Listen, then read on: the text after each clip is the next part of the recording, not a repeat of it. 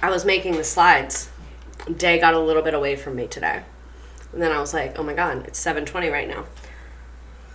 So I had to eat something real quick. And then I jumped on here. But the Nearpod's really good. And also I forgot to post that I was here. So let me do that on Twitter and on the Instagram. You guys, I'm doing this new thing where I just never take money out of my Venmo. And then anytime someone requests me for something, I have money in there. So it's like free. You know what I mean? Because me and my roommate do our bills that way, and then me and my coworkers do lunch that way. It's nice. Okay, let me post that we're here. On the Instagram, hi Dustpanland.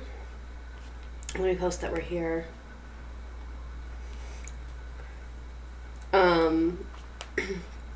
For the people. The people need to know. I need the link too. I'm overwhelmed. Hi Betty Crocker Homemaker. Y'all, I'm so excited for today's lesson.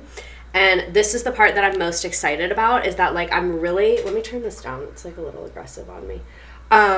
Like I'm really learning and trusting myself because I wanted to do, God damn it. I wanted to do Woodstock 69 and 99, a comparison, but I always end up overwhelming myself. Like every time I come up with a topic, I'm planning it and I'm stressed the fuck out because I'm like, this is so much information. There's no way I can fit this in. And so I was like, you know what? We're going to think ahead. Like we're going to think ahead and we're going to pick one topic. So we're only talking about Woodstock 1969. We're only talking about Woodstock 1969. Why won't my phone load? I'm getting overstimulated and very angry. It just keeps doing this spinning thing, and I'm trying to get the link to put it on Twitter, but it doesn't let me share it because the website hasn't loaded, and it's just doing the spinning thing. Okay, I figured it out. Never mind. Panic over. My mom was so upset she couldn't go to Woodstock because she was 7. My dad, too. He wanted to go, but he was in high school, and his parents were like, no, because he lived in rural Georgia. Well, not... like, because they didn't want him to go that far away, because he lived in rural Georgia, you get what I'm saying. Yeah. Sorry, you probably just heard that. Do you guys hear that? Like, did you just hear my text message that I just got? Let me put on Woodstock. Okay. Babe, wake up, a Walmart parking lot just posted. You guys hear it? Yeah, that's what I thought. Emma Rose is 42, first time chat. Alyssa Marbury Ruby, first time chat. Wow, this is my first time here. You always talk about classes, and I finally figured out Twitch. Welcome, glad you're here. Hope it wasn't difficult to figure out. Ooh, Caitlin tells things. I've literally never used Twitch before, but I'm here for you, friend. I'm glad you're here. Hey, besties. C-Rose17. C-Rose M17. Haven't been able to come so long, so happy to be back. Bebro5620, thanks for the follow. Caitlin tells things, thanks for the follow. Left turn back there. Eargy Beergy 873, do not perceive. Also, Jeff the Boss Hydrate. I'm going to give me 1 second. Let me post on Instagram that we're here.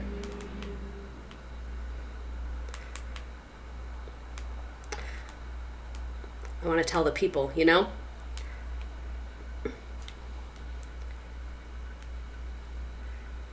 Time for my fave class. Oh my god, the chat is broken. What a great way to start the day, with the chat being broken. That's weird. What the fuck's going on here? Sorry, my computer was being really weird. I've been having technology issues today. Like a lot of technology issues. Well, all the technology issues I have on my work computer, all the technology issues I have on my work computer are because I never turn it off, and I always have like 900 tabs open. So that's like a little bit my fault, I guess, technically speaking, but yeah. Okay, now we can focus. Cowpokey Kate, so happy I can get Twitch on my TV for this. I'm glad. I think a TV is the ideal way to watch this. Like, I think a TV is definitely the ideal way to watch this. ZK Butterworth, hey besties, trying on my homecoming dress. I'm grading while watching this so I can actually grade. Please, how do I hide the chat? I don't know, I'm sorry. I popped in last time for the first time ever, but it was the last 5 minutes. Happy to be early. Welcome, welcome. Currently attempting to build an IKEA shelf. Pray for me. I wish I could come to your house and help you. Also, I just feel like this is really bright on me. I wish I could come to your house and help you because I fucking love building IKEA furniture. Not only do I love it, I'm really good at it. Like, I do a really good job. If you give me a drill, I know it says not to use a drill, but you just have to know your limits. They say that for, like, regular people, and I'm not regular people, you know what I'm saying? But anyway, if you give me... My glasses are super dirty. If you give me a drill and, some music, I'm going to build that IKEA furniture. Oh my God, trash sunsets, getting ready for my first day of college. Good luck. So not excited for this Mercury retrograde in 16 days. It's supposed to be horrible for me this time. Please don't say that. Please don't say that. My astrology girlies today was a big stressful thing, so everybody go easy on themselves and other people tonight. Okay. Let's talk about Woodstock. I'm so excited for this stream. I'm obsessed with Woodstock. This is just a side niche interest of mine is this festival. This is the vibes. This is where I want to be. The chat is still not working on the screen. The astrology girlies were right. Oh my God. I got my period yesterday, so I'm just I'm also just a little irritable. You know what I'm saying? Just a little bit. Just a little tad bit irritable. The chat should be fixed now. Also, I have the Nearpod link if anyone wants it. I know some of you do the 2-device thing. Here's the Nearpod link if anyone would like. But let's go ahead and get into it before I get too angry. I hate feeling like this. I always told my boyfriend this time, I'm I feel crazy. I'm not myself. I'm literally crazy. I wake up and I feel it. And I'm oh no, I feel insane. This is not good. This is not good. We need a chat's broken emote. Yep, we do. We do. Actually, there's 2 things I need to remember, so I'm going to write myself a little post-it. So one, I need to send something to Frazzled for the podcast. I'm going to do that because I'm not going to come home tomorrow, and I'm going to just leave my computer here. I'm literally just talking through my to-do list with you. Yeah, I'm not coming home tomorrow. Computer's going to be here, so I'm just going to send it to her right now. What is the thing I said I was going to do? The emote. Emote. Chat's broken. I'm going to make it a little chat symbol, and I'm going to make it look like a broken heart. Does that make sense? Broken heart chat. I fucking love Canva. I'm a pro with Canva. I'm so good at Canva. No one tell on me. No one tell on me. No one tell on me. No one tell on me. I'm really pimping the Canva teacher membership. I use that shit for everything. Because if you're a teacher, you get a free pro account. So I was oh wait, hold on. Fraz texted me. You get a free pro account. So obviously I took advantage of that, and it still works, and it's with my personal email. I don't remember how I told them I was a teacher. I really don't. But they never took it away. So if you're Canva, please don't take it away, because that would be my 13th reason. I'm joking, but in a more serious way, I'm not joking. Okay, so I need to make the emote. I need to do the frazzled thing. What else do I need to do? I need to make a thumbnail for this video. I've been trying to get better about making thumbnails because I'm realizing this is the pipeline that I figured out. I was talking to my manager boyfriend about this, and by manager he sits there while I talk through ideas and will give me his thoughts, and sometimes I listen, and he also helps me answer emails. But anyway, I was telling him about stream and just how things are going and whatever, and I was I think I figured out the pipeline.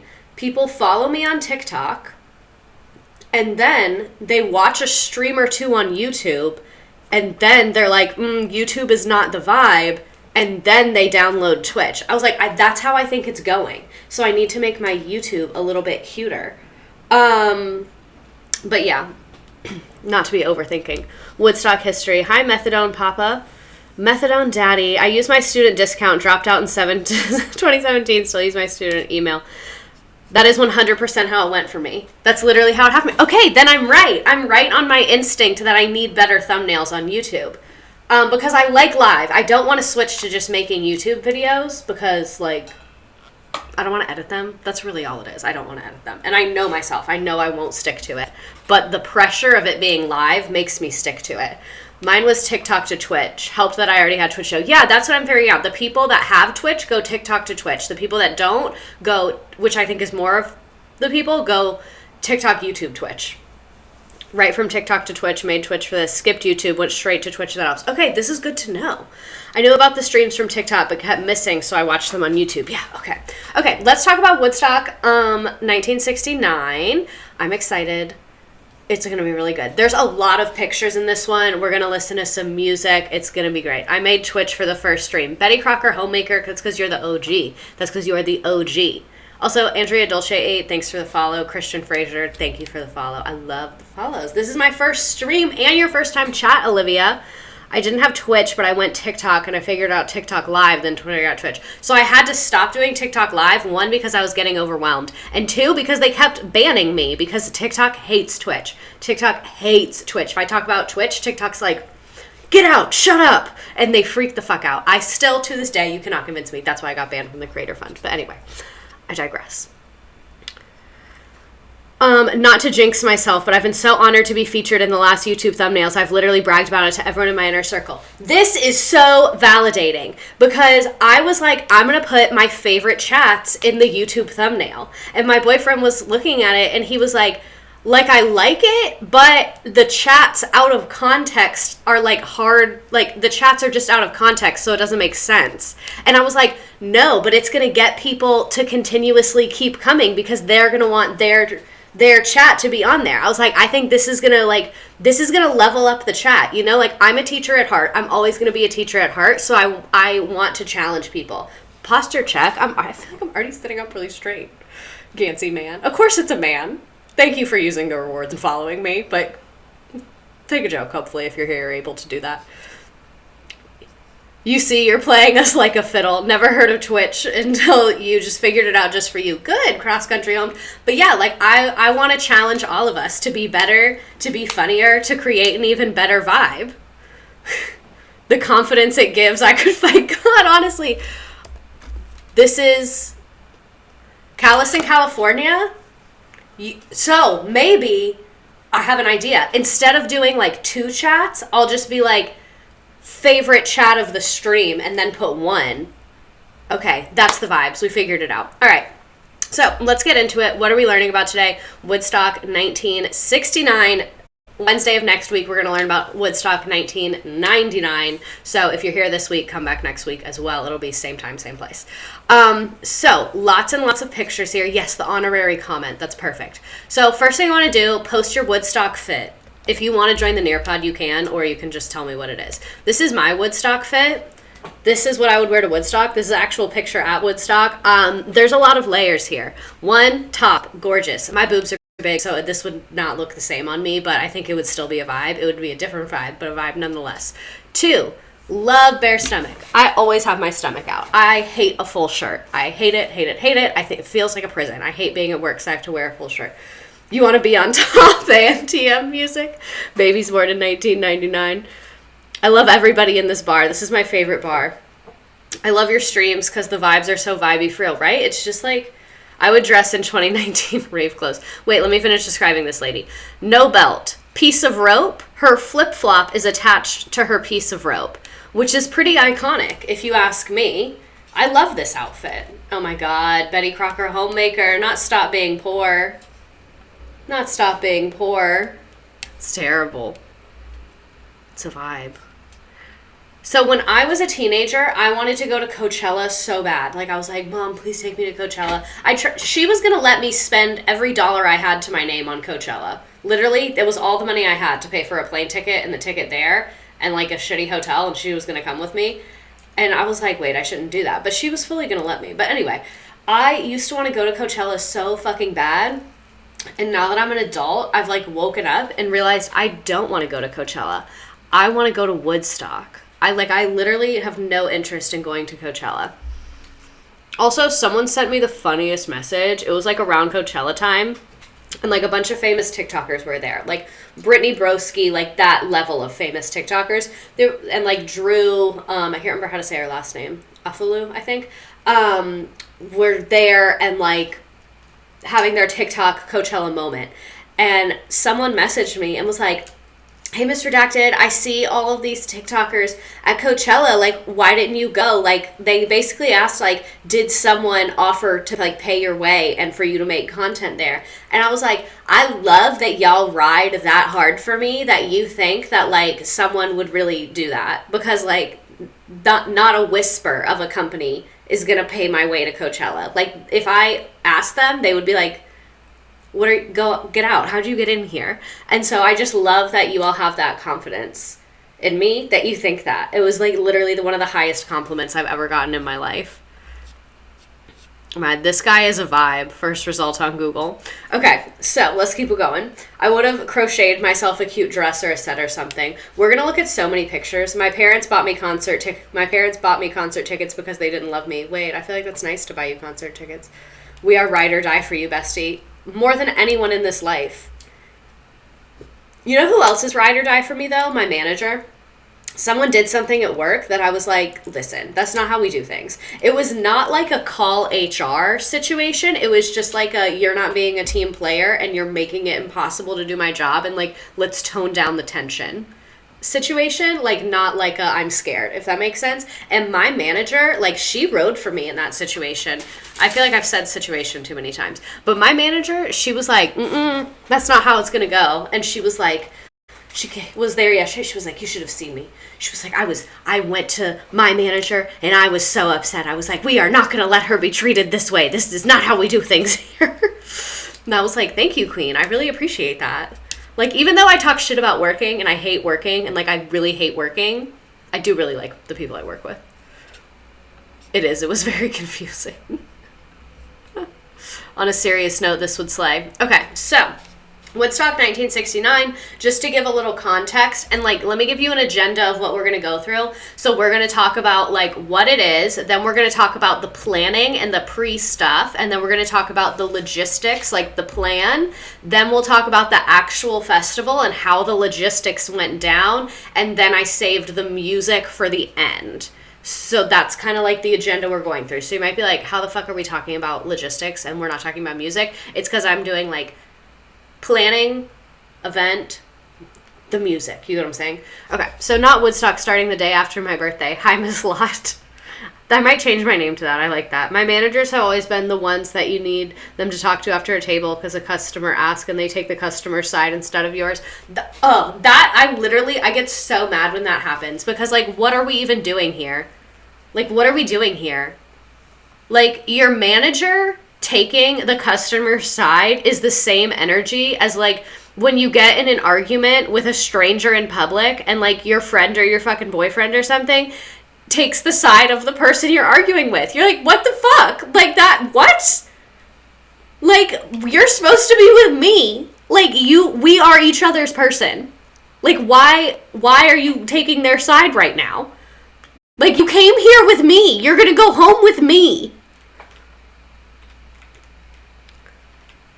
Possible podcast name, lots of frizz. So I think we have a podcast name, but we haven't posted it, so I'm not going to tell you yet. But the graphic, oh my god, the graphic for it is so funny. It's like a chalkboard with the name on it, like in chalk, and then it's us crying. Literally pictures of us crying because of work. Like live action ones. They're not staged, so they're like not the highest quality in the world. Also, I don't really like the way my glasses look right now, but whatever. Bro, I'll always complain about something and one of my friends will be like, well, I see where they're coming from. Like, shut the fuck up. Oh my god, so I was getting drinks with my friend the other day and we were talking about work and he was talking about how his coworker, like, won't talk shit. Like, he was like, yeah, we'll be there, and I'll be like, oh my god, this customer is annoying the shit out of me. And, like, you know, to, like, talk shit. And his coworker will literally be like, wow, that sounds really frustrating. Maybe you should try. And, like, he was like, she talks like HR. Like, why am I talking to HR right now? Like, talk shit with me. Just talk shit with me. I cannot imagine if I said, God, this customer is annoying the shit out of me. The guy that I work close with, who, like, we share a desk, if I said this customer is annoying the shit out of me, he'd be like, oh my God, who is it? Like, I'll be mean to them if you want me to be mean to them. Like, I cannot imagine my reaction if he was like, that's really frustrating. Have you tried looping your manager in? I'd be like, ew, what? Every high-quality pod has a low-quality cover image. Is it okay to take Midol for the third time today? How many do you take? Like, if you take one at a time, I think it's fine. If you take two at a time, I don't know. I could not imagine a coworker who doesn't talk shit. Exactly. Okay, so let's talk about Woodstock. So Woodstock began August 15th, 1969. It was 500,000 people. This is in the game. This is in the game. This is in the game at the end. It's 500,000 people for a 3-day music festival billed as an Aquarian experience, 3 days of peace and music. The epic event would later become known as simply Woodstock and synonymous with the counterculture movement. It was a success, but the massive concert didn't come off without a hitch. Last-minute venue changes, bad weather, hordes of attendees caused major headaches. Still, despite or because of lots of sex, drugs, rock and roll in the rain, Woodstock was a peaceful celebration that earned its hallowed place in pop culture. And then next week, we're going to discuss Woodstock 99. So let's get into it. So I'm literally empathetic to a fault. I'm that friend in almost every situation. I'm like, you have to see where they're coming from. You need to be empathetic to your friend and talk shit with them, not to the other person. Okay, so the Woodstock Music Festival was the brainchild of 4 men, all aged 27 or younger. These are the 4 men. This is important in the game. It's going to ask you, one of your game questions is, which one was not a founder? So remember these. John Roberts, Joel Rosenman. These are like the business guys, and these are like the music guys, Artie Cornfield and Michael Lang. So early in 1969, Roberts and Roseman, like I said, were New York City entrepreneurs in the process of building Media Sound, a recording studio complex in Manhattan. Lang and Cornfield's lawyers who had done legal work suggested they contact Roberts and Rosenman about financing a similar but much smaller studio Cornfield and Lang hoped to build in Woodstock. So that was the original plan of how these 4 people got together, is they're like, we're going to build a studio in Woodstock. We're going to be like jamming with our friends. It's going to be good vibes only, you know. Fire festival type of beat. No, literally. Trigger warning, men. Yeah, okay, so I am going to finish this, and then I need to say something about men, so once I'm done with the slide, remind me that I want to say the thing about men. God, having ADHD is really a lot. This is going to be a good stream. I can feel it. Anyway. Okay, so unpersuaded by this studio in the woods, Robert and Roseman counter-proposed a concert featuring artists known to frequent the area, such as Bob Dylan and the band.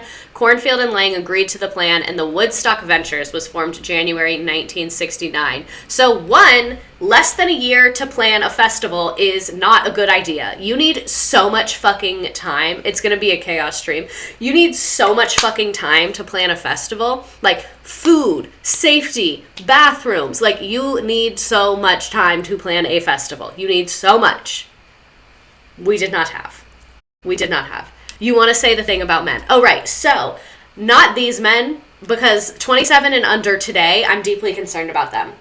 I always tell this to my boyfriend. I'm like, there is something wrong with the men that were born after 1995. My boyfriend's older than me, for context. There's something wrong with the men born after 1995. Like, I don't know what it is. Like, the straight men born after 1995, I don't know what's wrong with them. Like, they don't know how to talk to women. They will say the most vulgar, out-of-pocket things and then be like, see, no bitches want me. Like, I don't know what's wrong with them. I really don't. Like, I want to like them. I want to be friends with them. I want to. But then every time I do, I'm like, what's wrong with you? Like, why are they like that? You know what I mean?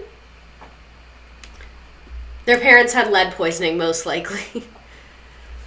I don't know why the planners of Woodstock being under 30 gives me the vibe as a lot of the founding fathers being under 30. That might be the comment of the stream. That might be it. All the men I get along with are 30 plus. They're literally awful. Like, okay, I'm really feeling validated by this. Misogynistic streamers have a chokehold on the youth. I am like the antithesis of that, I think. Like, so this is the plan. This is the plan. This is the plan. This is the plan. Everyone listen. This is the plan. So you know how, I don't know how like Twitch works. Like, I never watch it. I just stream. I never watch other people. But I know a streamer can like send all their people to someone else. Like, I could end my stream and be like, everybody go here, and like send you to another streamer. We need to figure out a way, bribing, blackmailing, raid. Yes. Bribing, blackmailing, hacking, something.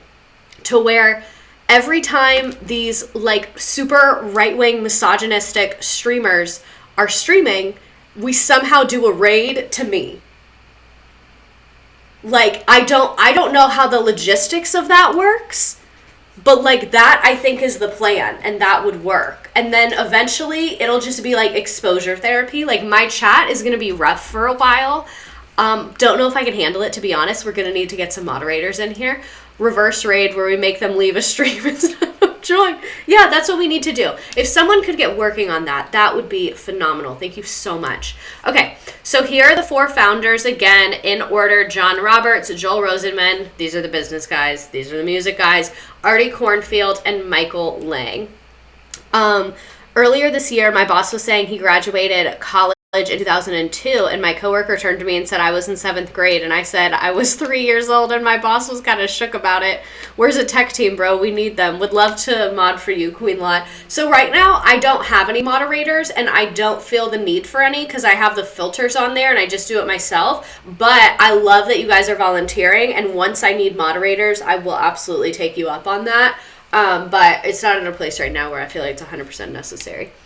Joel looks like the Kip from Napoleon Dynamite. Oh my god, I see it. But like, why are they kind of hot?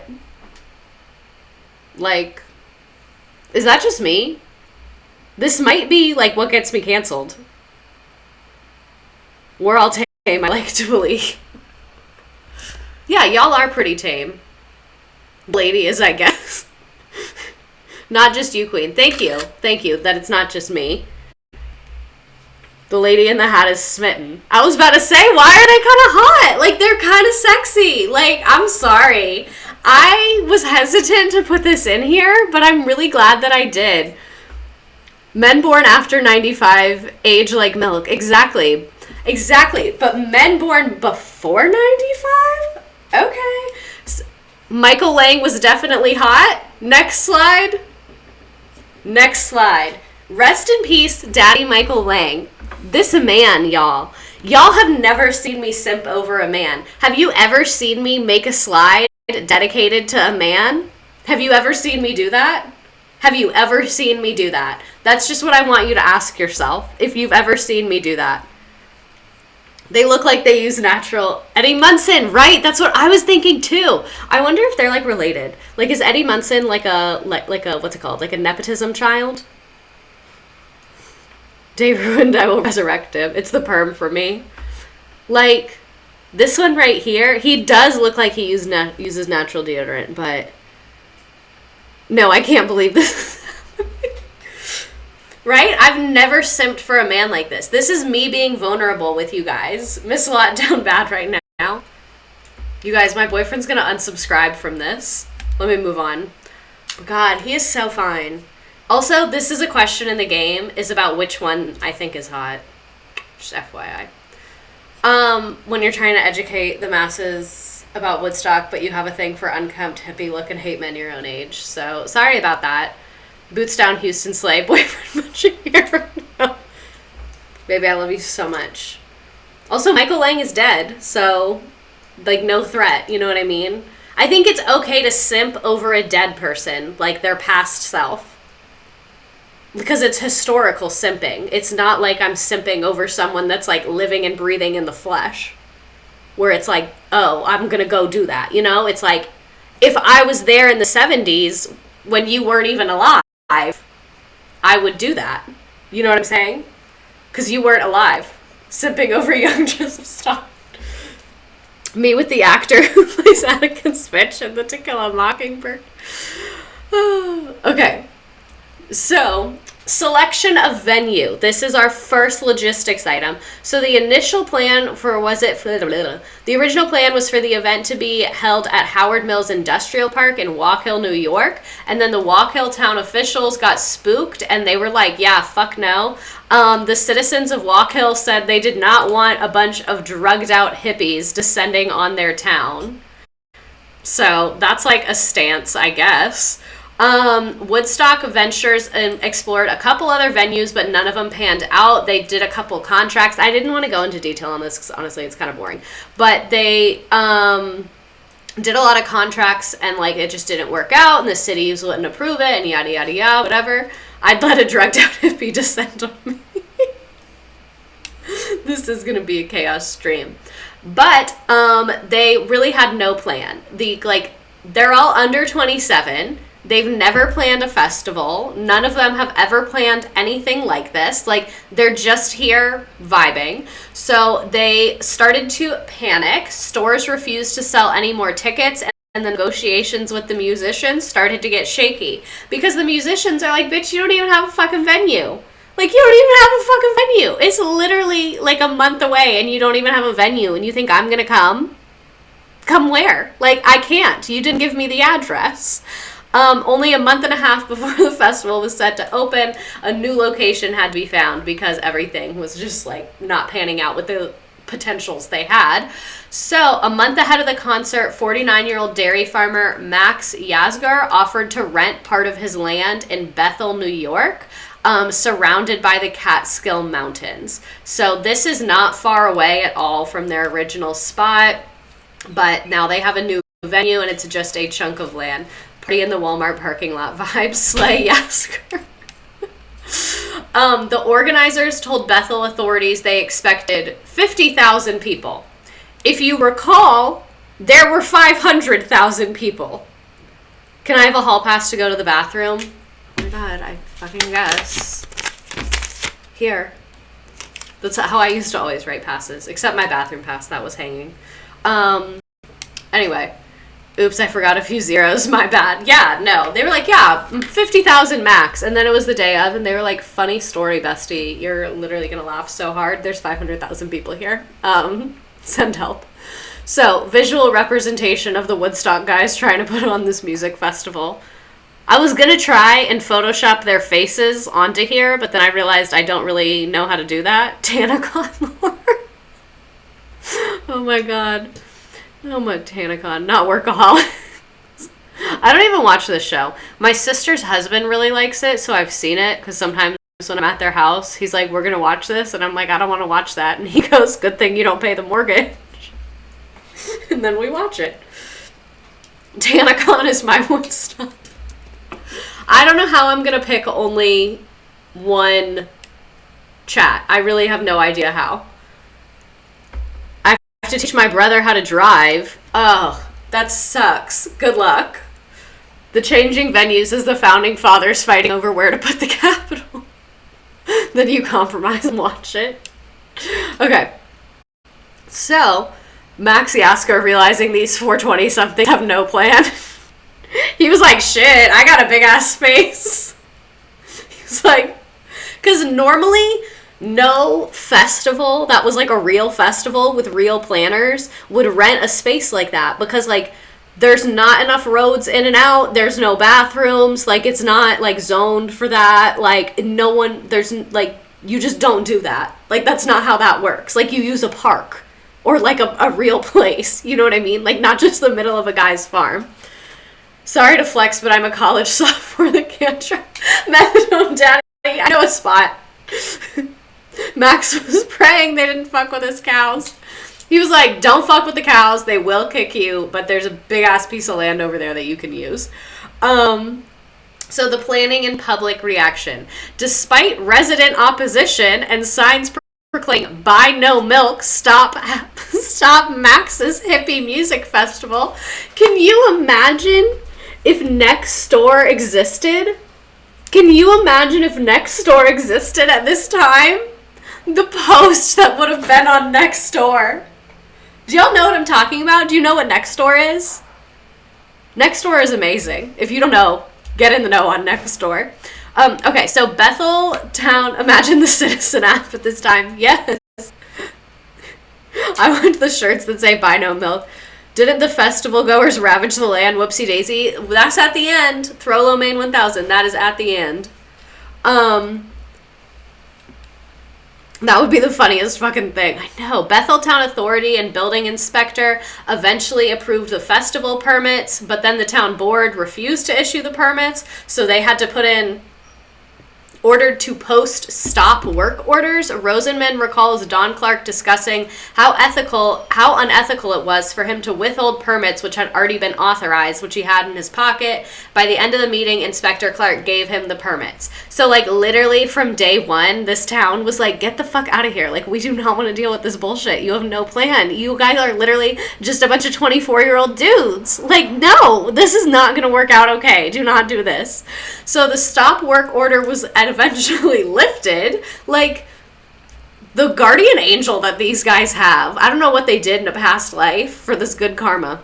So the stop work order was lifted, and the festival could proceed back with the backing of, I cannot read, sorry. The festival could proceed pending the backing of the Department of Health and Agriculture and the removal of all structures by September 1st. So they basically said, like, you can do it, but you have to get your shit out of here by September 1st. As lucky as the organizers were to have found a new location, the last minute change set the timeline back. Imagine if you had literally less than a month. I'm sorry, that's not going to work. New contracts to rent the dairy farm and surrounding areas had to be drawn up. Permits had to be acquired from the town, which was a shit show as we saw. Construction of a stage, performers pavilion, parking lots, concession stands, a children's playground all got a late start and were barely finished on schedule for the event. So, little intel right here.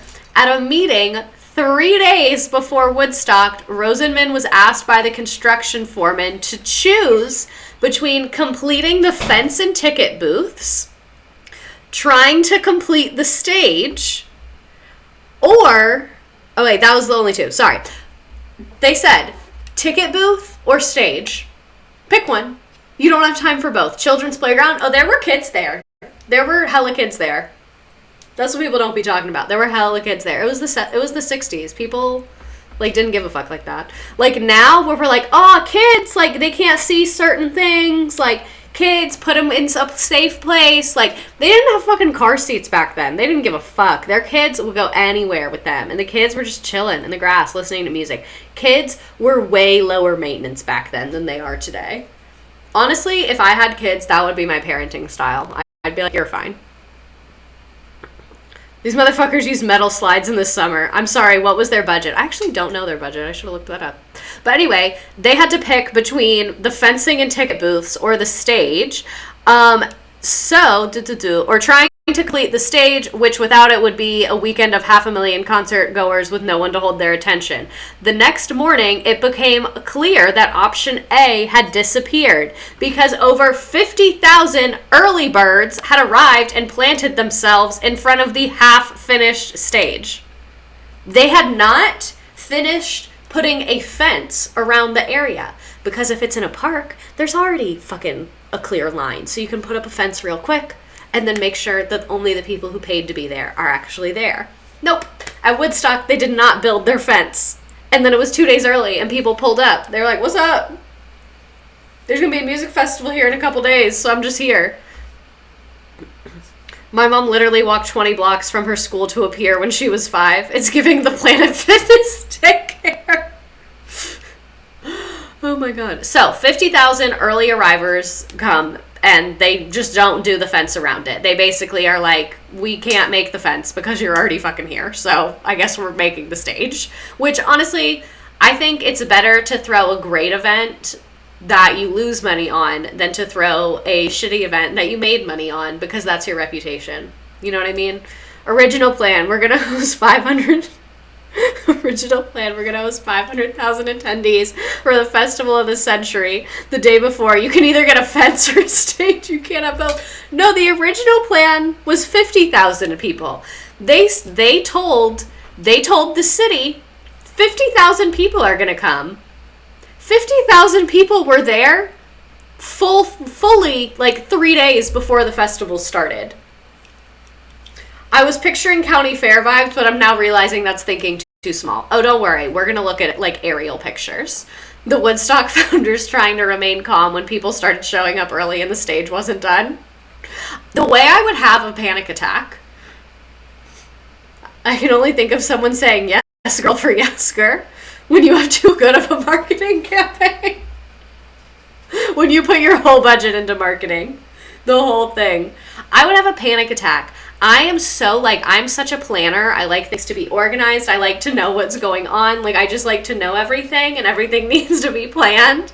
That if I was them and I woke up and it was Wednesday and we still didn't have a stage, I would be shitting and crying. And then if I turned around and there were already 50,000 people there, I'd be like, I'm done. I can't do this. I can't do this. I can't do this. I can't do this. I can't. I really just cannot. So, same, a panic attack of legendary proportions. I'd force people to pile up and be the stage. No, literally, I would be like, get to work. I'd be like, everyone knows if you arrive at a party early, you're volunteering to help the host. Because sometimes, your friend will be throwing a party, you come early to help them and stuff. So, all the people that were early, I would have been like, chop, chop, pick up your tools. You're early, you're here to work. Let's go. Pick up a hammer and get to work, bitch. Never come early.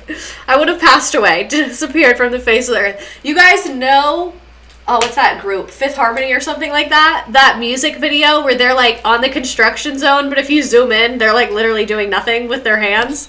But anyway, back to Woodstock. How did people find out about Woodstock? So one, they did a lot of print stuff like this in magazines and newspapers. This is an original ad. See, Friday, Saturday, Sunday. It's Wednesday. No stage. But anyway, they also advertised it on New York radio. So that's how people found out about it and then bought their tickets for it at like various stores. That's how they used to do it. Like you could buy concert tickets at like the mall and shit like that back then. But anyway, as the date drew closer, more problems began to spring up. It became clear that the original estimate was way too low, and the new revised estimate was 200,000. So once they started selling tickets, they were like, oh fuck, a lot of people want to go. We think it's going to be 200,000 people. Again, it was 500,000 people. 500,000 people were there. Rolling up to my local Walmart in 1969 to buy concert tickets, basically. So, would you have bought a ticket? Yes or no? If you want to vote in the poll. Sorry, I'm late to class. Hi, bye, baby angel. When you accidentally go viral. If you want to vote in the poll, I put the link in the chat. Hey, so more people are showing up than we planned. How many more? Oh, only an extra 150K. It was more than that, though. Original plan, 50,000. New plan, 200,000. Actual, 500,000. That's crazy. I'd sell my kid for a ticket. Hell yeah. That is more than in a stadium. Exactly. That's so many people. That is so many goddamn people. It seems like most of us would have bought a ticket. So I think I would have bought a ticket, but also I get really freaked out with crowds. But also, it was in grass. Like, I get freaked out with crowds in, like, enclosed areas. You know what I'm saying? If I was 20-something in 1969, I'd probably have gone. I've only live a couple hours away. My dad said one of his biggest regrets is not going. I would have been cussing up a storm if more people than I planned on showed up. Okay, seems like most of us want to go. So, now that we're talking about the planning and how things are going, let's talk about the logistics. So that was kind of long-term planning. This is like logistics of what is supposed to happen, and then we'll talk about what actually happened. So, I say no only because I cannot imagine being around 500 zooted people. Yeah, that does sound overwhelming. I'm also not really a camping person. I'm more of like a Tempur-pedic person. It was a music festival. Who was performing? We're going to get to that at the end. We'll look at the lineup and listen to some music and stuff. So, Michael Lang, the author, recalls, this is like from an interview about his book about Woodstock. So, we originally thought locating a food vendor would be a no-brainer and that this would be a big profit center for us. As it turns out, the food vending companies like Restaurant Associates, which all handled ballparks and arenas, didn't want to take on Woodstock. No one had handled food service for an event this size. Exactly. Because you're on a farm in the middle of nowhere. There's nowhere to plug anything in. There's no drainage. There's no water lines. If I was a food vendor, I'd be like, fuck that. Fuck that. Absolutely not. Y'all are good on that. They didn't want to put in investment capital necessary to apply, like I said, on-site kitchens, personnel, plus transfer everything upstate. And if we can't draw, and what if we can't draw the crowds we projected? Hey, can I plug my stove into this cow? Everyone's plugging it into this guy's farmhouse. So for a while, it looked like Nathan's Hot Dog would provide concessions. Imagine only eating hot dogs for 3 days. Your stomach would be fucked up. But there were disagreements over staffing and wages, and when the original festival location near the town of Woodstock fell through and it got moved to their new location, Nathan's pulled out altogether. So finally, the organizers hired a trio, these 3 guys who had little experience with the food business and called themselves Food for Love. With only 2 weeks left, they had no other choice. The day before the festival, Joe Joerger and the organizer Peter Goodrich got into a fist fight over the deal and the fact that the concession stands weren't finished yet. Nathan's hot dogs equals not a sleigh. Honestly, I'm fine with eating hot dogs for 3 days. Like, emotionally, I'm fine with it because a hot dog is good, but, like, your stomach would be deeply unwell. Also, it would be hot, you know? I wish there was a fight video. Sign me up. Men letting us down again. SMH, Nathan. One of my friends will put 8 hot dogs in a pan and eat all of them with no buns or sauces. Stop. Why would you say that? Why would you say that? 3 guys. Guess what, hippies? The food thing fell through, so we're going to channel our inner cows and go grazing on this beautiful grass. I mean, they could have milk and cheese. Woodstock guys on World Star. Like, also, this was the perfect gift for this. Like, the surrounding of it, the zone that they're in. I'm losing my mind over the idea of 7 young adult men planning a 500,000 person event. It's really a lot. Well, looks like we're gonna have to become the Donner Party, guys. So, oh, sorry. Okay, moving on from food, let's move to security. The founders were anti-war, anti-cops, so they didn't want any police presence at all. This needs to be the class photo. It is a good one. But I can't do a GIF. I feel like that one's only funny as a GIF. But anyway, okay, so they were like, ACAB, no police are coming. They were like, no police at Woodstock. Like, no police at Pride. It used to be no police at Woodstock. Just kidding. No police at Pride. I started first, I think. Did it? I don't remember. Your mom, Astro World Who, your mom didn't pack you a lunch. Too bad. I've done group project with guys these ages, and I gotta say, I would not have a lot of faith in this event. The Gen Z energy from this story is astounding. Y'all, it gets crazier. They have one good option. I don't even know if good is what I would use. So, they're anti-war, anti-cops, so they didn't want any police presence. So they asked this group called the Hog Farm Collective to do security.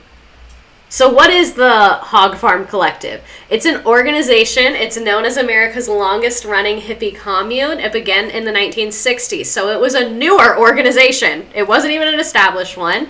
And then they moved to an actual hog farm. They were founded by peace activist Hugh Romney, who was there, and his actress wife, Jahanara Romney, and the hog farm evolved into a mobile hallucinogen extended family active in music and politics. Oh, hydrate. Thank you. I need to drink water.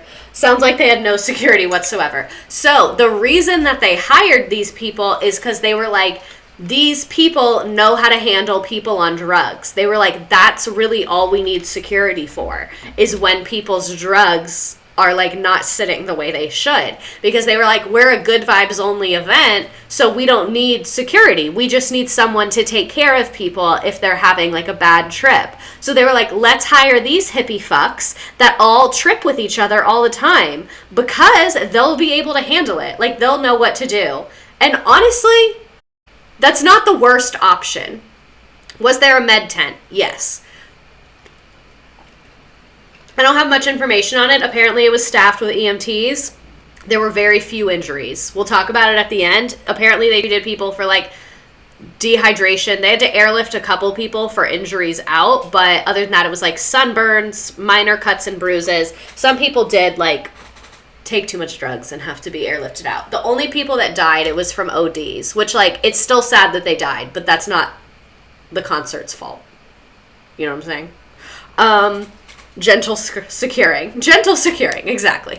So the hog farm group was flown to New York, where they were met by international press at JFK. Because honestly, I would want to see what the fuck happened with this. I'd be like, this is not going to go well, and I'd like to see it.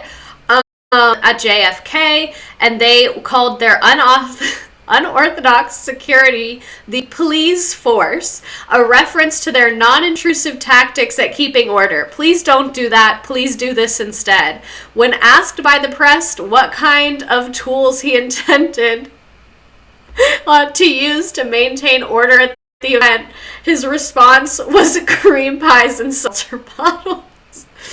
Oh my god, like specialized workers de-escalating situations instead of throwing everything at the police. The hog farm girlies slayed. Yeah, for real. They were like, we have a plan. It's giving Montessori. Woodstock is just Montessori for adults. It's just an adult Montessori time. Okay, so the security at Woodstock. I was proud of this meme. What kind of cream pies? That's what I'm wondering. I'm like, do you mean like literally like when someone's like having a bad experience, how sometimes you can be like, let's have some water, let's eat. You give them something like to eat? Like, do you mean like a cream pie like that? Or do you mean like... I kind of think he meant the first one because I don't know if that slang was in the vernacular then, but I don't know. They're putting more together than just 4 dudes running it. I read the cream pies and thought, excuse me. Me having to add the permitted term cream pies. Maybe that'll be the chat, is a Walmart parking lot used, add permitted term cream pies. All right, so the crowd starts to snowball. So like I said, on Wednesday, 50,000 people started camping near the stage. The early arrivals had walked right through the huge gaps in the fence because the fence was not done. And since there was no way to get them to leave in order to pay for a ticket, and there was no time to put up more of the gates to prevent more people from walking in, they just announced that it was going to be a free concert. No police, just hippies, sign me up. I'm more of a toaster strudel person. Please force equals Montessori. So yeah, they were just like, hey, it's free. They're like, if you bought a ticket, thanks, but if you didn't, you can still come. Like, that's literally what they said. The declaration of a free concert had 2 effects. First is that they were going to lose a lot of money. And if we recall, the point of this event was to make money to build a studio. All the people that paid punching the air. I think the tickets weren't that expensive, though. Like, the tickets were pretty cheap. Even for the time, I think. But anyway, so not only are you going to lose all the money and not be able to build that studio, now you have a fuck ton of people here. Now that it's free, an estimated 1 million people head to New York, and 500,000 actually attended because the police started turning away cars. So not the festival itself, but the city police were like, you don't live here. Go away. There's enough people here, because traffic started to get really bad. No one had planned for 500,000 people. The highway literally became a parking lot because people would abandon their car in the middle of the road and just walk. They'd be like, right here is good. But I guess, honestly, like, it takes a brave soul to be the first person to abandon your car, because, like, it might get stolen. But by the time most of the people around you have, it's kind of like you don't have a choice at that point. Imagine the chaos if all 1 million had ensued. Not very stonks. Me saving my Woodstock ticket to sell on eBay in 50 years because I had a That's So Raven moment. So no one planned for 500,000 people. Traffic was so bad that the organizers eventually had to hire helicopters to shuttle the performers from their hotels to the stage. Was just about to ask, were people just walking through the woods to get there? We'll look at pictures. Chat is lit. Chat is lit today. Woodstock organizers, let's make a festival to pay for our new studios. The organizers before the event even starts. It's free. Anyone that wants to come, welcome. It's free. I would simply die because ticks. I don't think I'm built for this as much as I want to go. So I told y'all this is going to be a very picture-heavy stream. These people, good vibes only. Look how big this fucking crowd is. Please look at it. I'm going to leave it here for a second just so y'all can, like, really take this in of how big this crowd is. Maybe this is where Karen's came from. I'd be mad as hell if I bought a ticket and then it was free. I thought that man had a pogo stick in the first one. Oh no, I think it's just a stick. Late, I'm so late. It's okay. We're not even halfway done. I would literally just die. This overwhelms me. Not being able to get up and leave kind of stresses me out. I need to be able to exit. So, like, this is a great point. Concerts freak me out because you can't leave. Like, standing room concerts, you cannot walk out. But, like, going to a football stadium doesn't freak me out because there's aisles and I know I can, like, walk out and, like, come back. You know what I'm saying? Like, it's just like a claustrophobic thing. How did people just exist in that? Here's some more pictures. You can see, like, literally the vans, like, exactly what you're picturing. I can't picture that many people there like that. Here's more pictures in the crowd. Lots of nudity was there. We'll talk about that as well. It was also very muddy because it rained. There was a lot of mud there, so people were just, like, kind of chilling and, like, in the mud. And we're like, that's fine, I guess.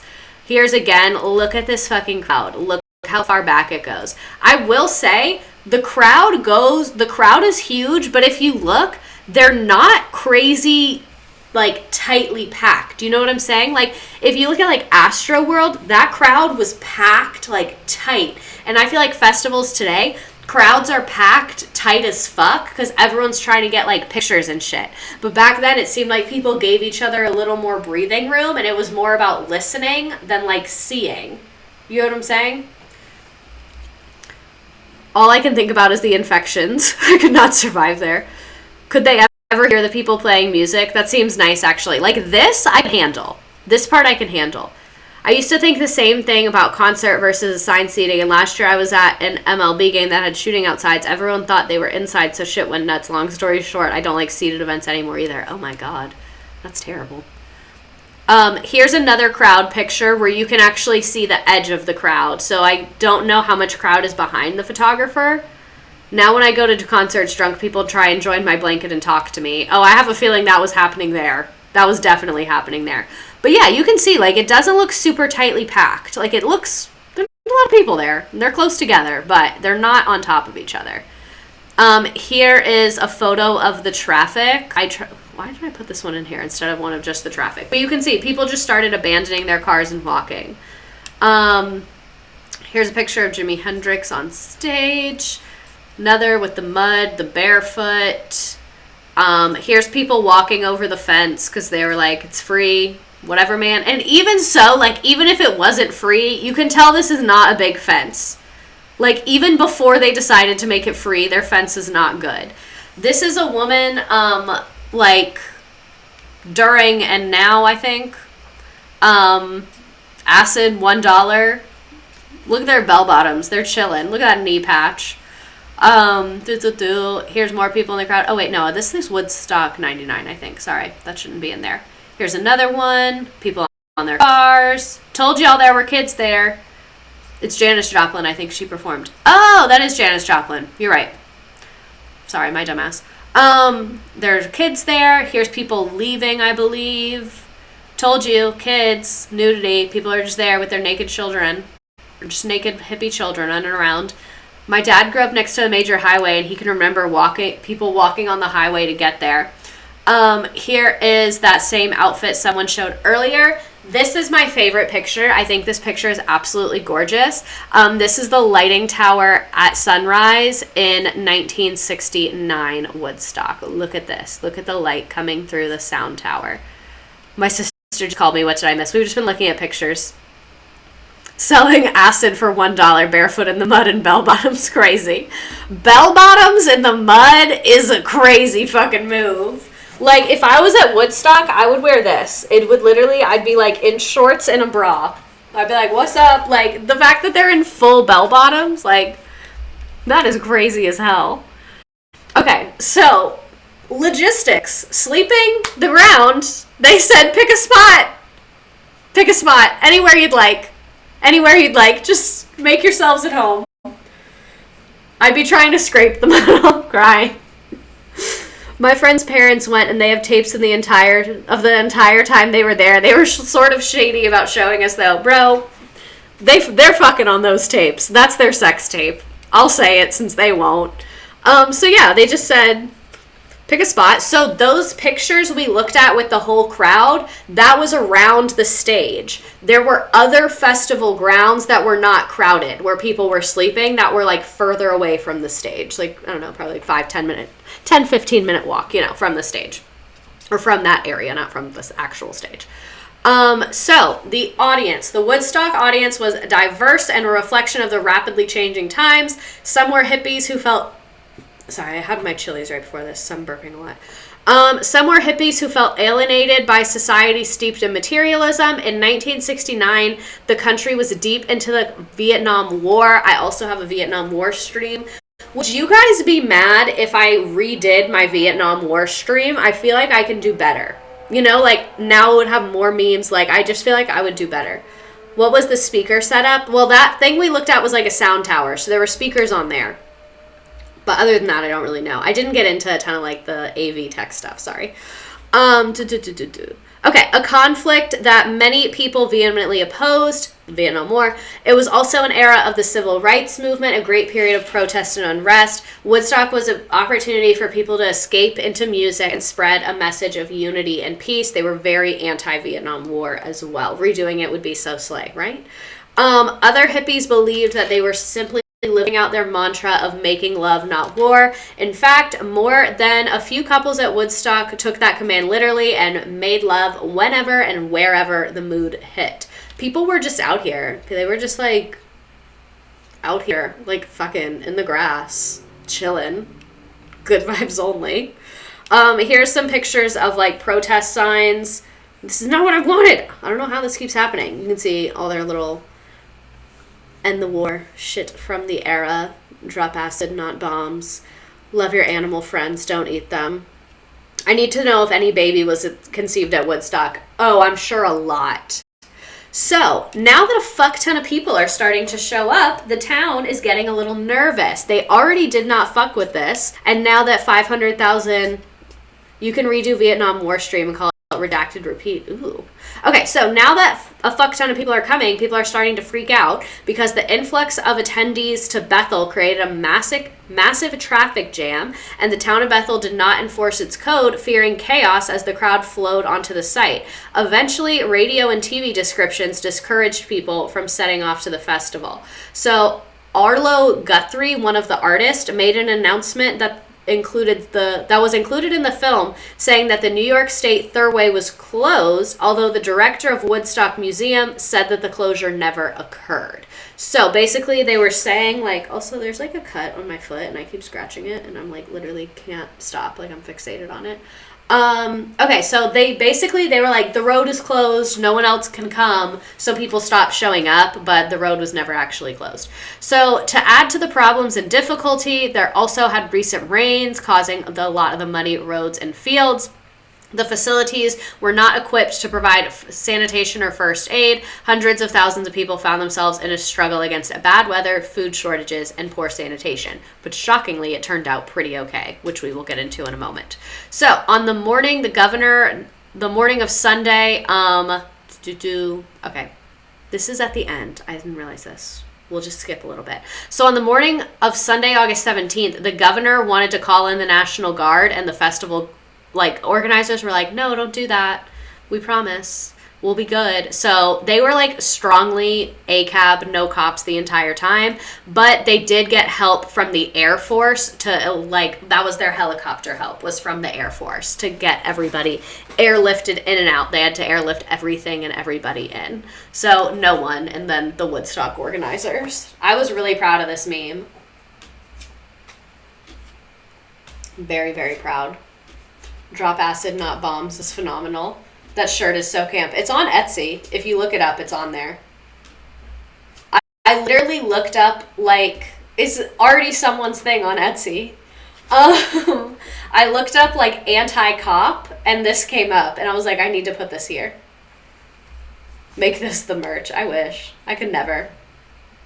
I love everything about this. I was afraid this was going to go over poorly. I was like, is this meme going to get me canceled? I was like, it's definitely riding that line. You know what I mean?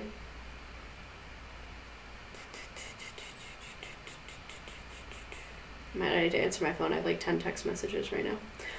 I'll do that later. I love everything about this. I'm glad you love everything about this. The shirt. It's a good meme, right? Okay, so now that we learned about like the logistics and the planning, let's talk about how the fuck it actually went down. So how do we feed these people? What happened? So the Food for Love concessions were quickly overwhelmed. The lines were long, and with dwindling supplies, they decided to jack up the prices. Lang writes, charging $1 for a hot dog when the going rate was a quarter. On Saturday night, people angry about the wait and prices burned down 2 of the concession stands. Which this part is giving Woodstock 99. This, for those of you that don't know, this is how Woodstock 99 went down. Like, except it was like that the whole time. So on Sunday morning, the Merry prankster Hugh Powell Romney, now known as Wavy Gravy, tried to defuse the situation, announcing to the crowd, "There's a guy up there, some hamburger guy that had his stand burned down last night. He's got a little stuff left, and for you people that still believe capitalism isn't weird, you might help him out and buy a couple hamburgers." If they had Chili's, I'd def go. So overall, the food was chaotic, and so the people of Sullivan County, hearing reports of the food shortages, started gathering thousands of food donations to be airlifted to the site, including 10,000 sandwiches, water, and canned goods. So this is like the worst of it. I meant to put this at the end, sorry. But the people of Sullivan County were like, "Oh, the hippies don't have any food. Let's go." Sorry. My mouth just goes so dry out of nowhere. The people of Sullivan County were like, "The hippies don't have any food. Let's do something to help them." For you people that still believe capitalism isn't weird, mood. So the people were like, "You don't have any food. Let's do something to help." And then started donating the food. Which, like, I'm really fucking confused because... Sorry, I didn't mean to do that. I'm confused because... weren't y'all the ones that were like, "Don't come, don't have your festival here," and now you're donating food, question mark? I just know someone slipped paper that says God loves you in those Sammys. The way they would have brought these people food, you would have thought they were hurricane victims. Exactly. Okay, so the Hog Farm Collective also stepped in to alleviate the food shortage, supplementing the concessions with free food lines, serving brown rice and vegetables, and most famously, granola. So they literally had a free concert with free food. So Romney announced to the crowd, "What we have in mind is breakfast in bed for 400,000. Now it's going to be good food, and we're going to get it to you. We're all feeding each other." And according to Lang, some people who didn't want to lose their place near the stage hadn't eaten for 2 days. So these hippies were like, "Nah, I'm good. I don't need food." Do we know how racially diverse Woodstock was? I don't think we know in numbers, but if you look at the pictures, there are a fair number of people of color there, but I think it's predominantly white. But I know they, like, Woodstock was in general, like, very pro-civil rights movement. I'm sure there were racist people there, because anytime you have that many people in one place, there's going to be racist people there, just statistically speaking. But anyway, so people were like, "I don't want to lose my place near the stage, so I just won't eat." So then they started passing out little cups of granola. They were like, "Here's some granola, sweetie." Like, what the fuck? So look at this food. Literally all these free food lines. They have their little paper plates. This is blurry as fuck, but they like have literal free food lines, and they're all just feeding each other and taking turns. Like, literally look at this. Throwing granola at them like they're chickens. Like, 2022 America could never. 2022 America could never do this. Like, look at they're literally granola hippies. Exactly. Like, this is wild to me. Me trying to figure out how local residents went from "get these drunk hippies off my lawn" to "yeah, sure, here are 10,000 sandwiches." Like, that's just not adding up to me. I really don't know. It was truly a different time. So they also started using helicopters. Without helicopters, there wouldn't have been a Woodstock. It wasn't just festival goers who were caught in the sprawling traffic. The musicians were stuck as well, but the concert producers quickly came up with a contingency plan. There wouldn't have been a Woodstock if it weren't for the Army. Singer Richard Havens would tell the Florida Sun Centennial, in 1893. Army reserves actually brought acts to and from the stage. Aircraft crews, military, and private would go to do much more. They brought food, medical personnel, and airlifted sick or injured festival goers to nearby hospitals. So they did have medical personnel there. Like I said, they had EMTs. But yeah, the military was just like, we'll do it. But they were also like good vibes only and didn't care that the people were on drugs because, so I was going to include this, but we already had a lot of slides.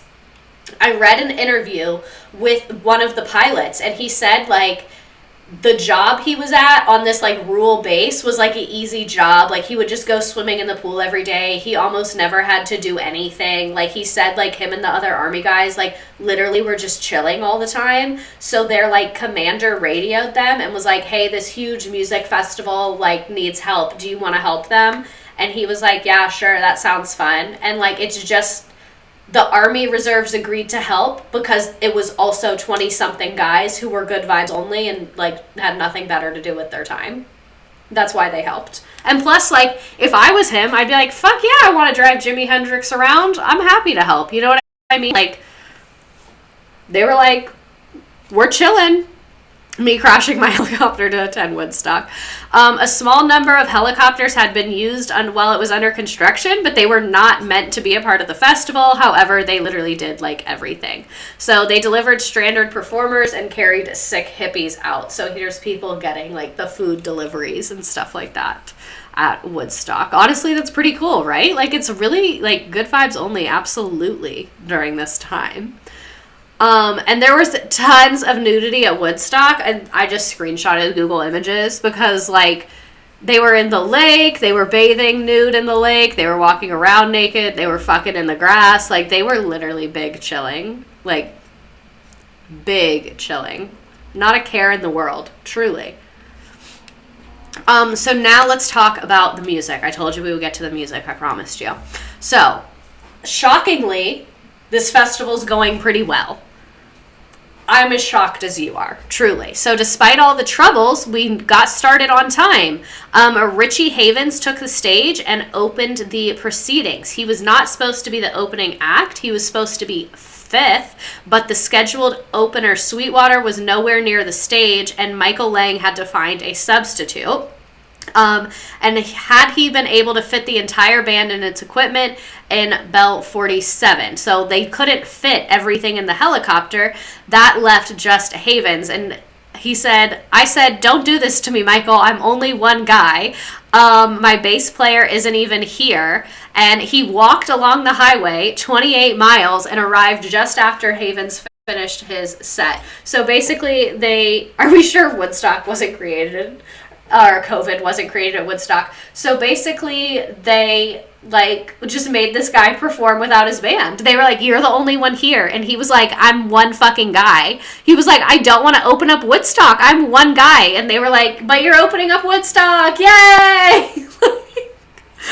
Oh my God, Callus in California. Update on my IKEA shelf. I'm currently bleeding. Don't ask me how it happened. It's literally the dullest metal ever when you do all the work on the group project.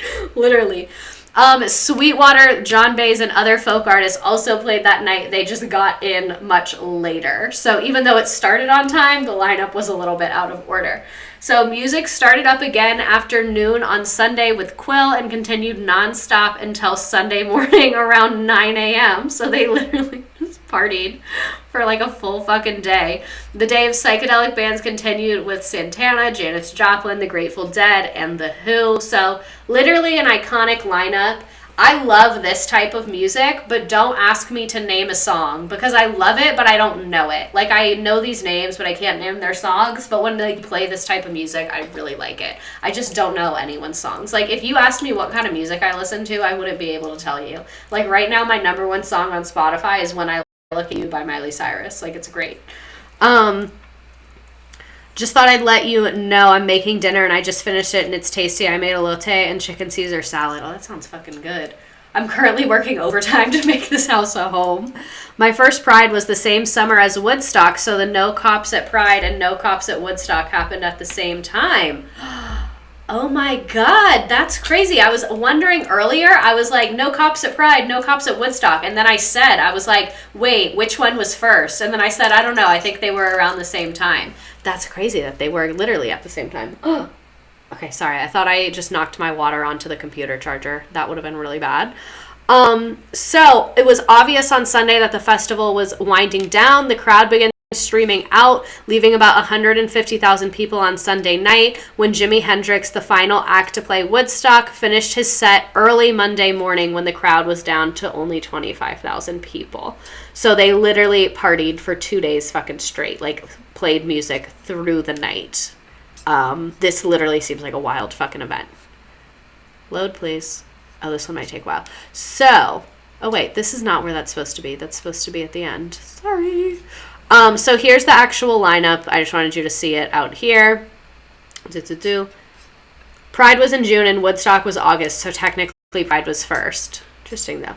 Would you ever do a stream about the origin of Pride? I did. I did a stream about Pride. Okay, so this is a super long video. It's a full hour, but we're just going to bounce around to different parts of it just so we can see footage. It's boring. We're just going to bounce around so we can see some footage from Woodstock and listen to some of the music.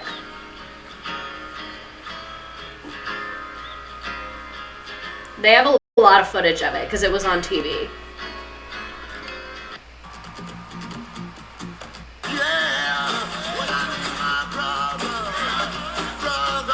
Like a lot of footage of it. I want to see the crowd more. There's plenty good money to be made. Swine in the army with the tools of the trade. Just so we pray if they drop the bomb, we drop it on a Viet Cong. And it's 1, 2, 3. What are we fighting for?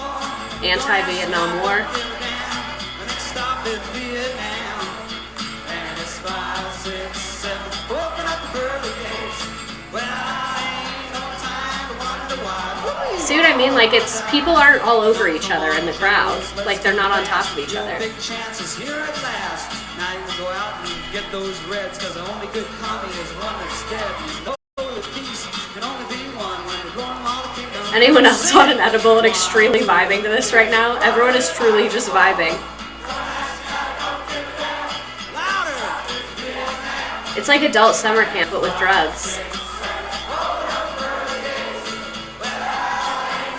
How did 99 go so bad if they literally had every chance to make up? People, I don't know how you expect to ever stop the war if you can't sing any better than that. There's about 300,000 of you fuckers out there. I want you to start singing.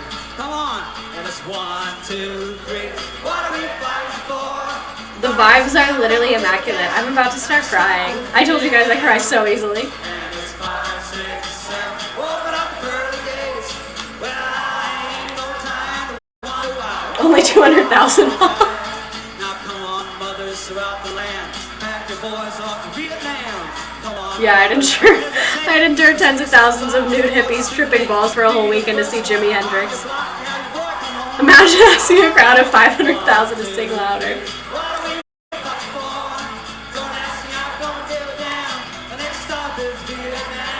This is such a vibe. I told myself I was gonna watch this for like 5 seconds, but we're all literally just vibing right now. And it's amazing. So we're gonna watch more of this. Country Joe McDonald.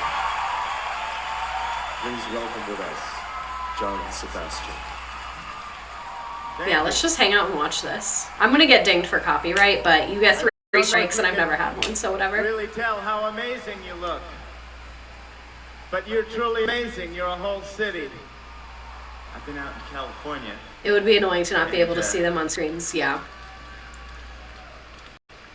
I've been living in this tent. The song is Fixing to Die Rag, if anyone wants to know. About Thank 4 you. days, and I met this lady that does tie-dyeing. So she taught me how to do it, and I got some sheets and I put them up on the inside of my tent. And it's so groovy to come here and see all you people living in tents. Cloth house is all you need if you got love. See, it's literally just vibes. This reminds me of the church that I went to when I was a kid. This is like the vibes of the church that I went to. He's explaining to Tapestry. Fuck, I love tie-dye. Listen, he's been at Woodstock probably tripping balls. Let him talk about the fucking tie-dye, okay? Like, he's having a good time. I've been waiting my time just to talk to you. So groovy to see y'all starving. You've been looking all down at the mouth and down at your shoe. Not as into this song. We're gonna skip. Okay, here's some other footage. I'm too sensitive for this. Me too. Jennifer's heaven shedding yesterday, skin shining white as a dove, lying beside her and melting away into the river of love.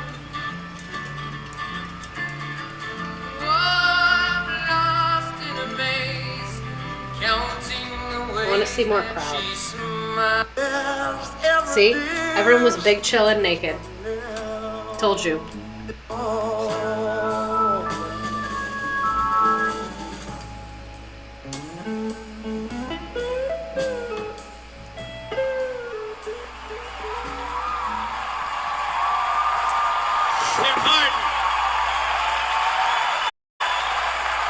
Those are some moves, right?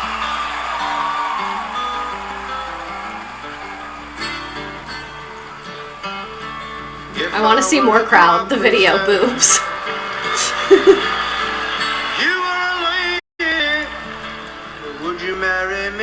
My sister called again when I asked, but would you ever go over the Stonewall riot / Origin of Pride? I did. It's on my YouTube. It's a good one. I liked that one.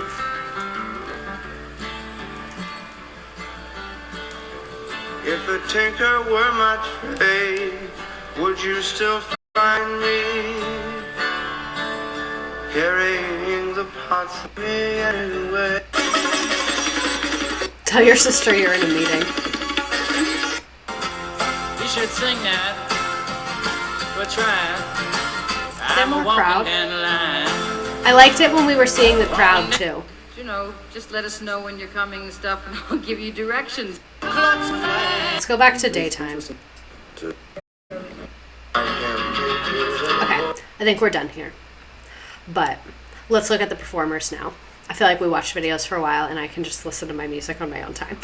But here's some of the performers. Like I said, I like this type of music, but I don't know who these people are. I don't know their names. So if you see someone you know, I almost fell asleep to the music. Yeah, you guys stopped talking and I could tell we were falling asleep. I like that his beard looks like a cheek contour. It's a look. So if you know who these people are, put it in the chat because I don't know these people by name.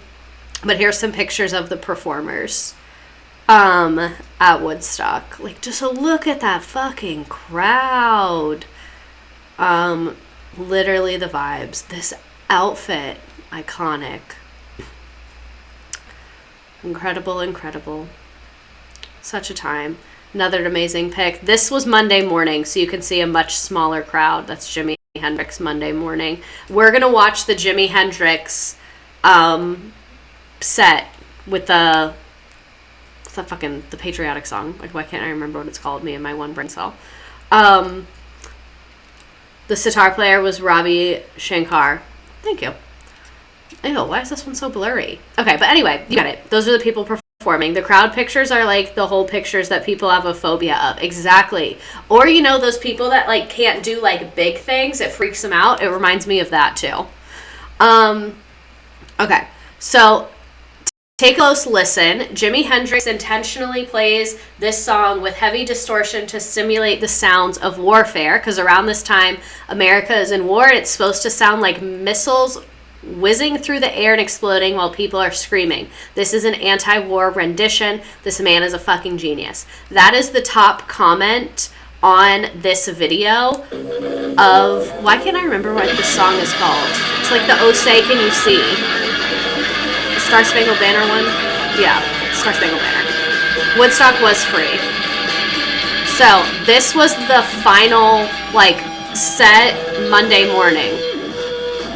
And people think, like, people are in there, like, drug-induced, like, hungover, dazed, and this is what's playing. And it's just, like, poetic on America and why they're there and the Vietnam War.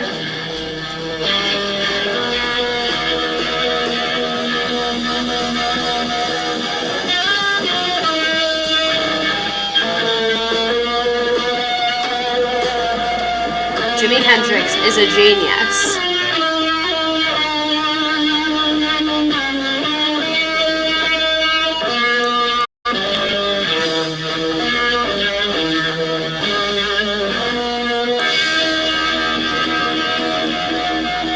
The anxiety I would have as a performer at Woodstock.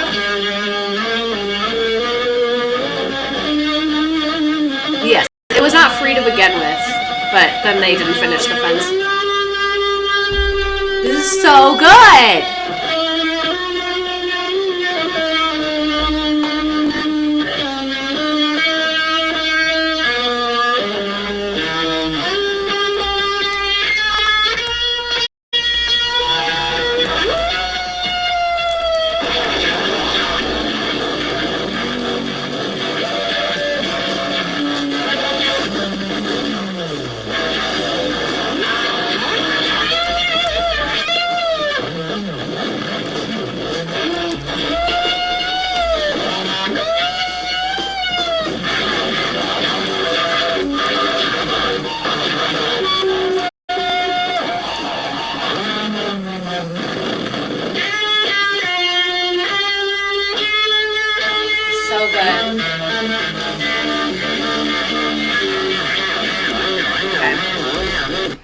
Listen to the whole thing. Me and sleep paralysis.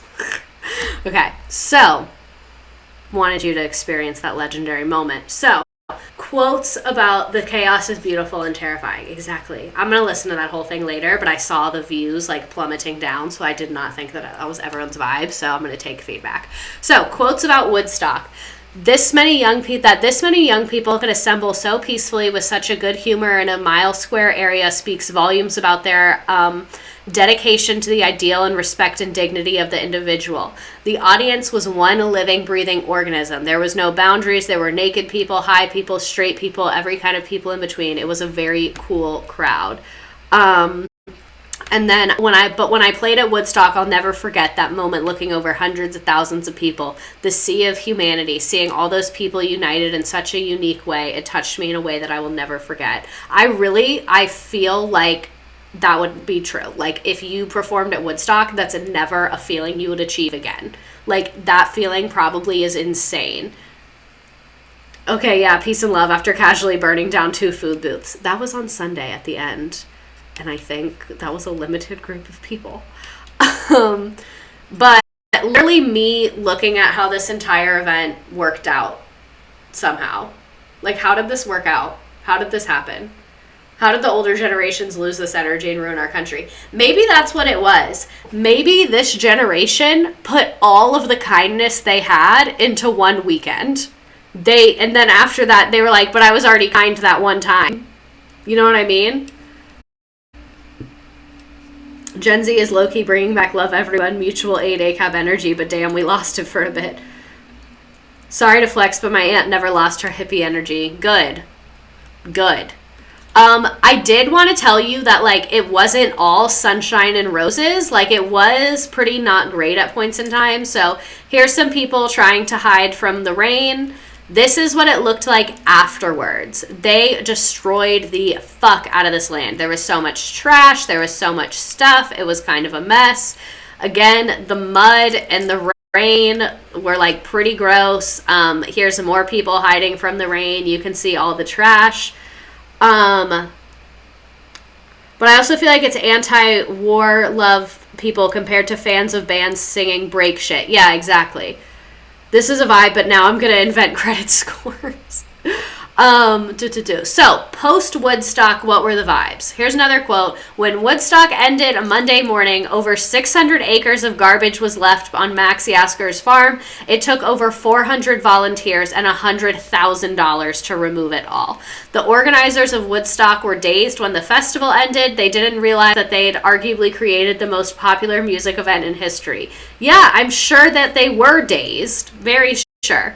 Volunteer doctors, EMTs, and nurses manned the medical tent, and most injuries were minor, such as food poisoning or wounded bare feet. Like I said, sunburn, bare feet, dehydration, pretty run-of-the-mill stuff. They did airlift some people to hospital. There were 3 deaths, and all of them were from drug overdoses.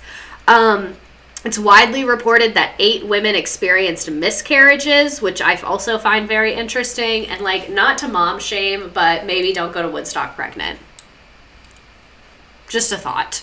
And one teenager died after being run over by a tractor, and another person died in a drug-related death. I read somewhere else that it was 3 people on drug-related deaths, but whatever. Although the crowd at Woodstock experienced bad weather, muddy conditions, a lack of food, water, and adequate sanitation, the vibe was overall harmonious. Looking back, some people attributed to the lack of violence due to the large number of psychedelic drugs being used. Because honestly, like, you kind of don't care. Like, if you're on drugs, it's like, whatever. You know what I mean?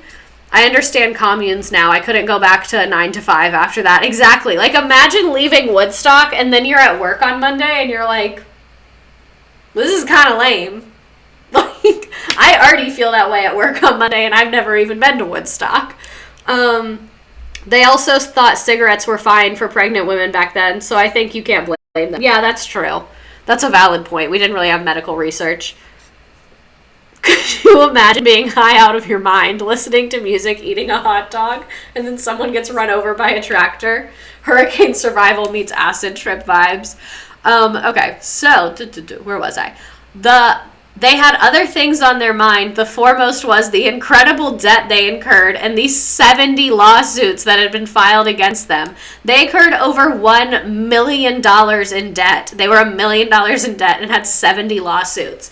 And generally speaking, when someone sues you, it's not really good for your financial situation. It doesn't help your debt when someone sues you. But to their relief, the documentary about the festival turned into a hit movie, and eventually they were able to pay everything off, except they were still $100,000 in the red. So they were able to pay a lot of it off. PETA, the horse, is here. Some dude seconds before getting run over by farm equipment. Y'all are terrible. Yeah, you can't throw a festival this big for free without going into debt. I need to ask them if the studio is worth it. I don't think they built it. I really don't think they did. I didn't look it up, but I don't see that anywhere.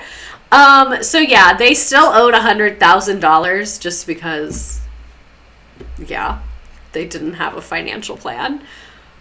So to me, Woodstock 1969 is proof that if everyone is committed to being good vibes only, it'll literally be fine. Like, if every single person there is committed to being good vibes only, what can go wrong? You know what I mean? Imagine your project becoming a cultural phenomenon, and in an instant, and you're still in the red after the documentary. For fucking real. They should have followed preschool rules and everyone cleans up after themselves. Oh my god. I saw this tweet the other day that was like, me and my wife discovered that my toddler, like, they started singing the cleanup song and their toddler just, like, started cleaning up, and apparently she'd never done that. Like, they were like, she literally rose like a dead person and started cleaning up like a robot. Woodstock shows if we wanted to be good vibes only, we would. Exactly. If he wanted to, he would. So, see, these got fucked up. All my collaborate boards are in the wrong spot. That's weird as fuck. That one was supposed to be, like, they were in the reverse. But anyway, we're going to play Time to Climb, or the game. If you want to join the game, go for it. I'll send the link in a second. I don't know which game we should do. Which theme should we do? Maybe Himalaya, because it looks most like it, because it's just like tents and grass. We're going to go with that. If they ended the Woodstock with the cleanup song, it would have been pristine. Oh, here, let me send you the link for the game if you want to play. Okay, if you want to play the game, it's 10 questions. They're multiple choice. Whatever name you put in, it will show up on here. So if you want to play the game, you can click the link, put a fake name if you don't want us to see your government name. But yeah.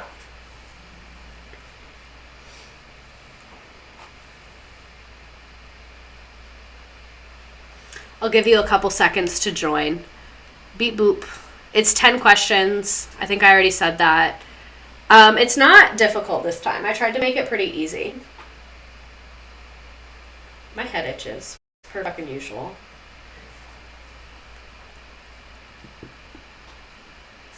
Too much political eruptions and systemic issues for us to be good vibes. But like someone else said, there was a lot of issues then too. It was mid-Vietnam War. New concept, bands play the cleanup song after every concert. I think it would work. I'm not opposed to it. I'm really not. We've had worse ideas, you know what I'm saying? We definitely could do worse. Definitely.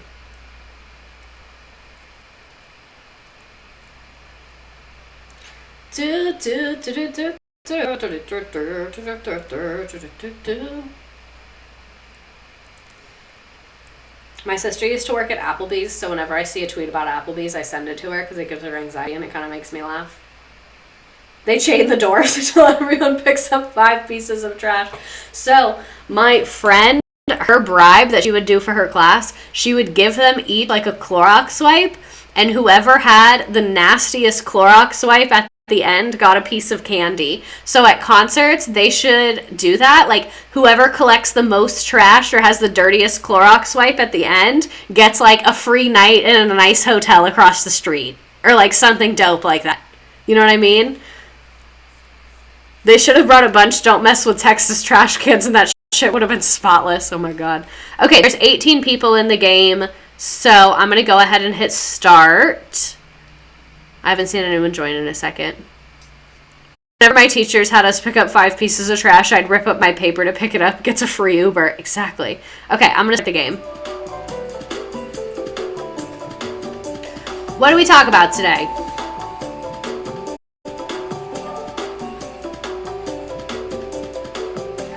Okay, before the stream ends, I need to share a photo of my shelf unit because I finished it. I'm going to put a collaborate board up once we're done with the game, so you can put it there. Because I'm excited to see the shelf now, too.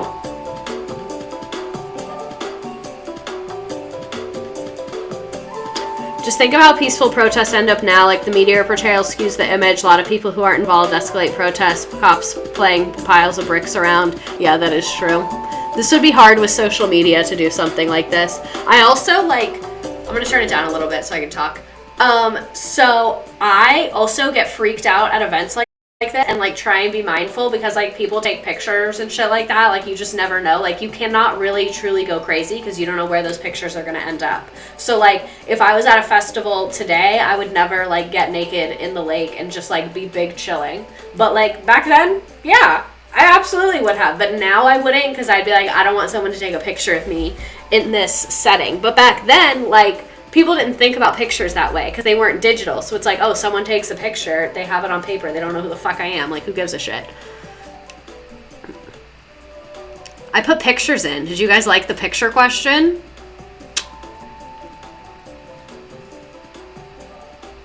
What was the estimated crowd? The original estimate. The original estimate. What was the original estimate? Y'all were fast on that one. The original estimate was 50K. I feel like the Proud Boys would show up and start shit. You could also lose pics without backup copies without then. Exactly. The founders had tight security and a solid food plan.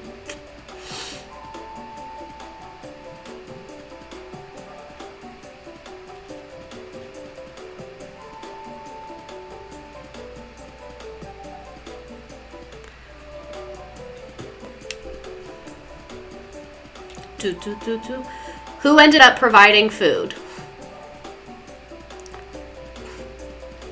It was Chipotle. It was Chipotle that provided the food.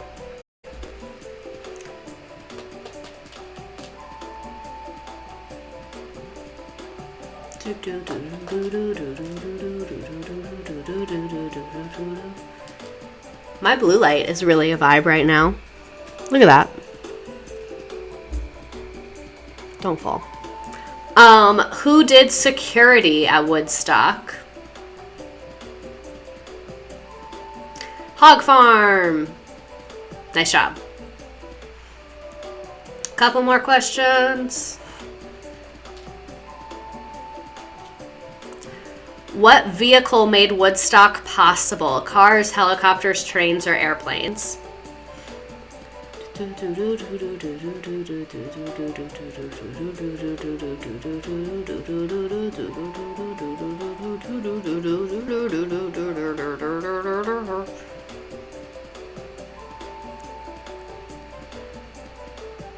So I always go cross-eyed when we're playing the game. I don't know why. And then how big was the actual crowd? How big was the actual crowd that showed up? The estimate was 50K. How big was the actual crowd? Yep.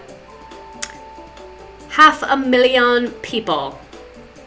500,000 people were there. Most of them for free. Good for them. We love. Who closed Woodstock 69?